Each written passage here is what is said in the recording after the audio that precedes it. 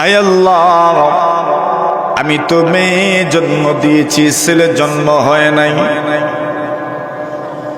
মানে আল্লাহকে বলতে যাচ্ছেন, আল্লাহ আমি যখন মেয়ে জন্ম দিলাম, এই মেয়ে দিয়ে আমি কিভাবে মান্নত পুরা করব?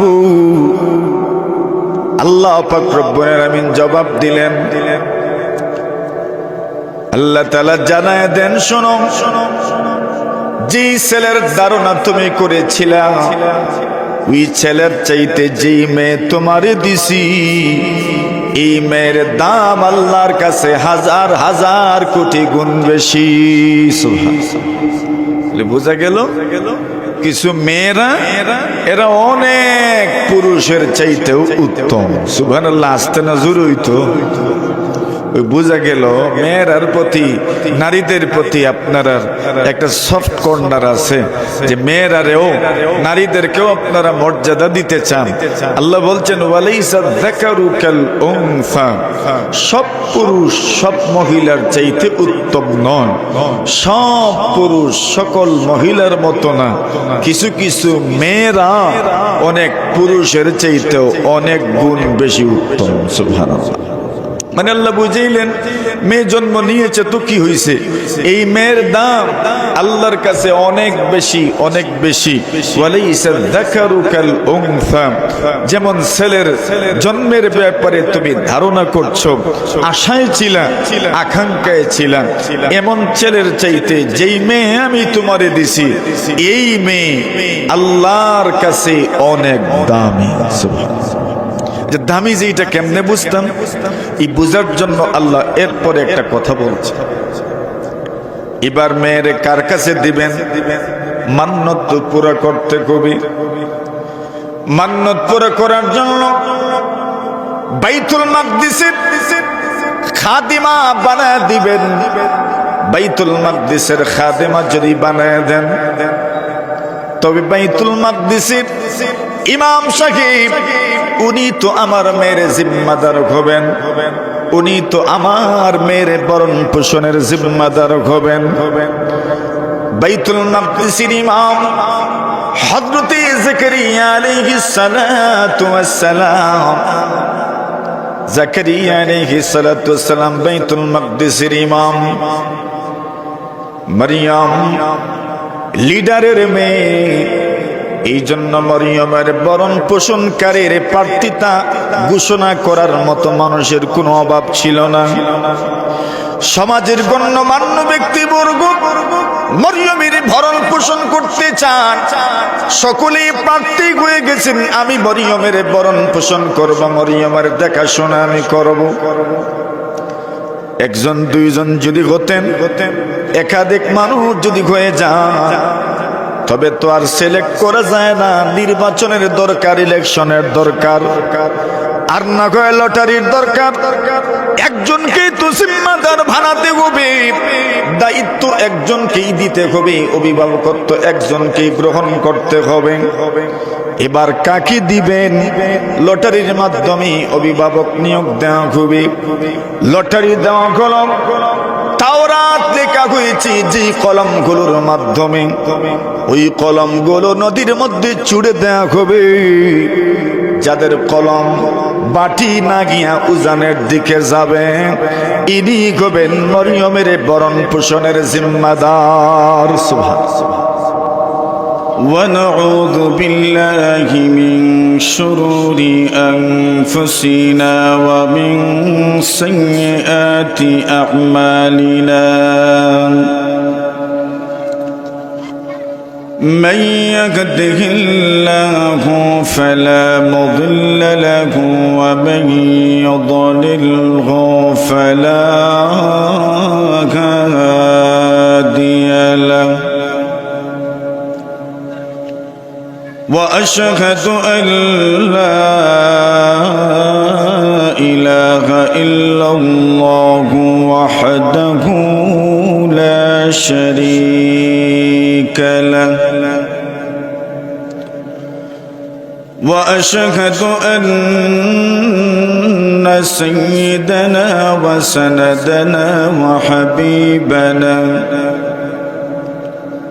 ومولانا محمدا عبده ورسوله الذي أرسله الله تعالى إلى كافة الناس بشيرا ونذيرا وداعيا إلى الله بإذنه وسراجا منيرا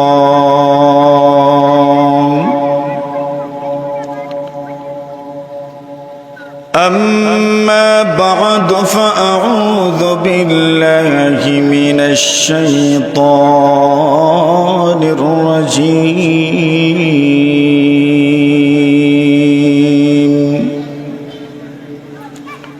بسم الله الرحمن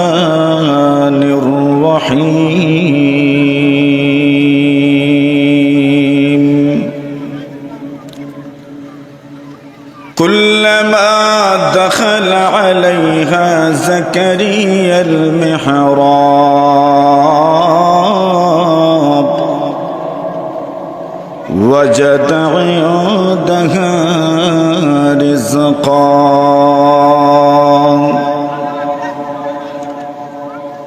قال يا مريم أنى لك هذا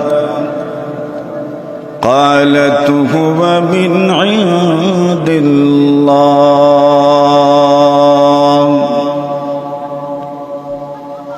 وقال رسول الله صلى الله عليه وسلم لا تصاحب إلا مؤمنا ولا يأكل طعامك إلا تقي آمنت بالله صدق الله مولانا العظيم وصدق رسوله النبي الكريم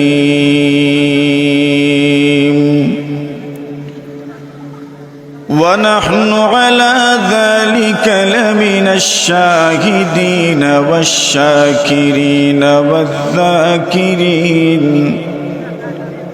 والحمد لله رب العالمين صلى الله على سيدنا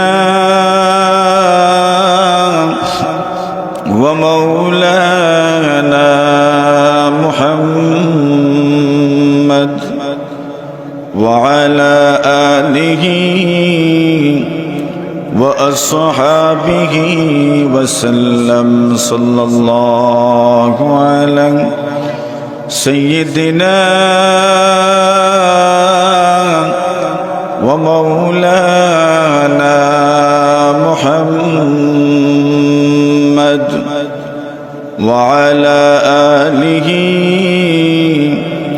وأصحابه وسلم لا إله إلا الله لا إله إلا الله لا إله إلا الله لا إله إلا الله محمد رسول الله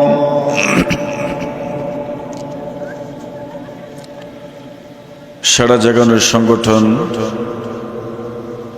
আলোকিত হাজীপুরের উদ্যোগে আয়োজিত অধ্যক্ষার সিরাতুল নবী সাল্লাল্লাহু আলাইহি ওয়াসাল্লাম সম্মেলনের সম্মানিত সভাপতি মুআজ্জাজ মুকাররম হযরত উলামায়ে কেরাম, মুরব্বী সাহেবান, যুবক ভাইয়েরা, পর্দার আড়ালে অবস্থানরত অত্যন্ত শ্রদ্ধেয়া সম্মানিতা মা ও বোনেরা, আল্লাহ পাক রব্বুল আলামিনের অসংখ্য অগণিত শুকরিয়া আদায় করছি, যিনি আপনাকে আমাকে মহানবী হযরত মুহাম্মদুর রাসূলুল্লাহ সাল্লাল্লাহু আলাইহি ওয়াসাল্লামের জীবন আদর্শ, তার জীবন চরিত, তার জীবনের নানান দিক নিয়ে আলোচনার এই বরকতপূর্ণ মজলিসে আমাদেরকে উপস্থিত হওয়ার তৌফিক দান করেছেন। এজন্য জবান খুলে মহব্বতের সাথে জোরে সুরে আমরা একবার সকলেই বলি আলহামদুলিল্লাহ। আর একটু জোরে সুরে আমরা বলি আলহামদুলিল্লাহ। আল্লাহ তাআলা এই সুন্দর পরিবেশে আমাদেরকে বসার তৌফিক দান করেছেন। এজন্য আমরা সকলেই মনোযোগের সাথে কোরআন ও সুন্নাহের আলোকে বিশ্বনবী সাল্লাল্লাহু আলাইহি ওয়াসাল্লামের জীবন চরিত্র সম্পর্কে কিছু কথা আমরা শুনবো ইনশাআল্লাহ। সকলেই প্রস্তুত আছেন ইনশাআল্লাহ? কর্তৃপক্ষ এরা সকলেই ইয়াং, এজন্য আপনাদেরকে পর্যাপ্ত পরিমাণ বসার এখন পর্যন্ত ব্যবস্থা করতে পারছে না। এরা চেষ্টায় আছে। যারা দাঁড়িয়ে আছেন, যদি কোনো চেয়ার খালি থাকে, ওই সামনে দুইটা চেয়ার খালি আছে, যদি বসার খেয়াল থাকে তুই খালি চেয়ারগুলোতে বসে পড়ে। এবং এরা মাইকের ঠিক সোজা রাখছে মাইক ম্যান রে, মানে আমরা কোনো সমস্যা হইলে এনরে কইতাম, এখন শ্রোতা নাই এই জায়গা। এমন ভাবে এরা বসাইছে যে আমরা সোজা কোনো শ্রোতাই নেই। এটা একটা গ্যাপ হইছে। তো আমরা যারা বসছি দুই দিকে, আমরা চেয়ার লই একটু এদিকে মিলি যাই, আমরা এদিকে একটু ভিড়ি যাই। মাশাআল্লাহ, জি আয়ুন, মাশাআল্লাহ, আয়ুক একবারে সামনে আয়ো, ইনো আয়ো, ইনো আর কিছু হইতো না, আয়ুন আপনারা ইনো আয়ো, একবারে আমরা কাছে আসেন। ইনো আইলে দেখবো আমরা বেশি। জি জি জি, মাশাআল্লাহ। এখন আগের চাইতে ভালো হইছে না? ওই কোন জায়গায় ছিলেন আপনারা? আমরা সবরে চিনলামও না দূর থেকে। মাশাআল্লাহ, আলহামদুলিল্লাহ। আল্লাহ কবুল করুক, বলি আমিন। আপনারা বড় কষ্ট করছেন। আপনারা এক জায়গাতে বসা ছিলেন, ওই জায়গা থেকে উঠছেন, সামনে আসছেন। আল্লাহ তাআলা আপনাদের উঠা বসাকে কবুল করুন, আমিন। কয়েকজন যুবক নিজ জিম্মাদারিতে একটু ভলান্টিয়ার হয়ে যান। যারা আমাদের এই ছোট ছোট ভাইয়েরা যারা আছে, যারা দৌড়াদৌড়ি করে এদেরকে সামলানির লাগি দুই একজন তৈরি হইতে পারবানি আপনারা? নতুন না ভলান্টিয়ার নাই, একজন এদিকে আর একজন এদিকে, এটার একটু সামলাইতা। আল্লাহ তৌফিক দেউক, আমিন হুকা। আর জোরে আমিনে তো বোঝা যায় মনন বেশি বালা নাই, একটু জোরে জোরে আমিন, আরো জোরে আমিন। আমি আপনাদের সামনে আয়াতে কারিমা তিলাওয়াত করেছি। এই আয়াতের মধ্যে আল্লাহ রাব্বুল আলামিন হযরত মারিয়াম, যার নাম তো আমরা শুনেছি, আল্লাহর এই বান্দি, আল্লাহ তাআলার বড় প্রিয় ছিলেন এবং আল্লাহর এক রসুল, এক নবী হযরত ঈসা আলাইহিস সালাতু ওয়াস সালামের আম্মা জান ছিলেন। বিয়ে হয় নাই, বাবা ছাড়া যে একজন মানুষ জন্মগ্রহণ করেছেন বলে আমরা ইতিহাসে পাই নির্ভরযোগ্য সূত্রে কুরআন সুন্নাহের মধ্যে, এবং উনি নবী ছিলেন। ওই নবীর নাম হলো হযরত ঈসা আলাইহিস সালাতু ওয়াসসালাম। হযরত মারিয়াম যখন জন্মগ্রহণ করলেন, মরিয়মের আম্মা জান মান্নত করেছিলেন,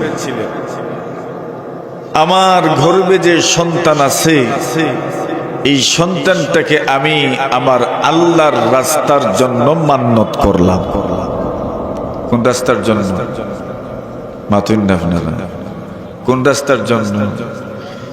আমরাও এই সমাজে আমরা যারা বসবাস করি, আমরাও অনেকে নিজের আগত সন্তানদেরকে আল্লাহর রাস্তার জন্য মান্নত করি। এবং মানুষও দুনিয়াতে আসুন না নাই, এটা কোন আল্লাহ আমার একটা সন্তান দিলে কোন জায়গা দিলেই মাথুন্নাতে আপনারা কার রাস্তা? আল্লাহর রাস্তা। এর মানে আল্লাহর রাস্তা দেওয়ার মান্নত। আর উনি এমন এক মহিলা ছিলেন যেই মহিলার স্বামী মারা গেছেন, ইমরান মারা গেছেন। আর ইমরানের স্ত্রী মারিয়ামের আম্মা মান্নত করেছেন, আল্লাহ আমার গর্ভের যে সন্তান আছে এই সন্তানটাকে আমি আপনার রাস্তার জন্য মান্নত করলাম। সুবহানাল্লাহ। খুব কাতে বিষয়টা সহজ মনে হয় আপনার কাছে না? কঠিন। এক মায়ে মান্নত করছেন, স্বামী নাই, যে আমার গর্ভের সন্তান কার রাস্তার দিমু? আল্লাহর রাস্তার দিব। এখন উনি যে আল্লাহর রাস্তার জন্য মান্নত করলেন, মনে মনে ধারণা ছিল ছেলে হইব, মনে হয় কিন্তু হইব ছেলে হইব। কিন্তু দেখা গেল যখন জন্ম হইল, দেখা গেল ছেলের পরিবর্তে জন্ম নিয়েছেন মেয়ের নাম হইল মরিয়ম। সুবহানাল্লাহ। এখন তো পড়লেন বড় চিন্তায়, আচ্ছা ছেলে হইলে মান্নত তো খুব সহজেই আমি পালন করতে পারতাম, মান্নতটা আমি বাস্তবায়ন করতে পারতাম, আল্লাহর রাস্তায় দিয়ে দিতাম। মেয়েরে আল্লাহর রাস্তায় কেমনে দিতাম? মাতুন না আপনারা? মেয়েরা রে কেউ বাড়ির থেকে বাহির করে নিয়ে তো সহজে, কত মানুষ আছে এরা মেয়েরা রে বোর্ডিং গৌ দিত চায় না। মাতুন না আপনারা? ছেলে হইলে আচ্ছা ঠিক আছে, কিন্তু মেয়ে এত আদরের, এত মায়ার, এত মমতার, এত স্নেহের, আর এদের প্রতি তো পুরুষের মহব্বত সবার চাইতে বেশি, বাবাদের মহব্বত সবার চাইতে বেশি। আবার উনি এক মা হয়ে নিজের এই মেয়েকে কিভাবে আল্লাহর রাস্তার জন্য স্বাধীন করে দিবেন, বড় চিন্তায় পড়ে গেলেন। আল্লাহকে বলেন, আল্লাহ রব্বি ইন্নী ওয়াদাতুহা উনসা, আয় আল্লাহ আমি তো মেয়ে জন্ম দিয়েছি, ছেলে জন্ম হয় নাই। মানে আল্লাহ কি বলতে যাচ্ছেন? আল্লাহ আমি যখন মেয়ে জন্ম দিলাম, এই মেয়ে দিয়ে আমি কিভাবে মান্নত পুরা করব? আল্লাহ পাক রব্বুল আলামিন জবাব দিলেন। আল্লাহ তাআলা জানায় দেন, শোনো, যে ছেলের ধারণা তুমি করেছিলা, ওই ছেলের চাইতে যেই মেয়ে তোমারে দিছি, এই মেয়ের দাম আল্লাহর কাছে হাজার হাজার কোটি গুণ বেশি। বোঝা গেল? কিছু মেয়েরা এরা অনেক পুরুষের চাইতেও উত্তম। সুবহানাল্লাহ। আসতে না জোর হইতো। বোঝা গেল মেয়েরার প্রতি, নারীদের প্রতি আপনারা একটা সফট কর্নার আছে, যে মেয়েরারেও, নারীদেরকেও আপনারা মর্যাদা দিতে চান। আল্লাহ বলছেন, ওয়ালাইসা যাকারু কাল উনসা, সব পুরুষ সব মহিলার চাইতে উত্তম নয়, সব পুরুষ সকল মহিলার মতো না। কিছু কিছু মেয়েরা অনেক পুরুষের চাইতেও অনেক গুণ বেশি উত্তম। সুবহানাল্লাহ। মানে আল্লাহ বুঝাইলেন মেয়ে জন্ম নিয়েছে তো কি হয়েছে, এই মেয়ের দাম আল্লাহর কাছে অনেক বেশি, অনেক বেশি। ওয়ালাইসা যাকারু কাল উনসা, যেমন ছেলের জন্মের ব্যাপারে তুমি ধারণা করছো, আশায় ছিলা, আকাঙ্ক্ষায় ছিলা, এমন ছেলের চাইতে যেই মেয়ে আমি তোমারে দিছি এই মেয়ে আল্লাহর কাছে অনেক দামি। সুবহানাল্লাহ। যে দামি যেটা কেমনে বুঝতাম,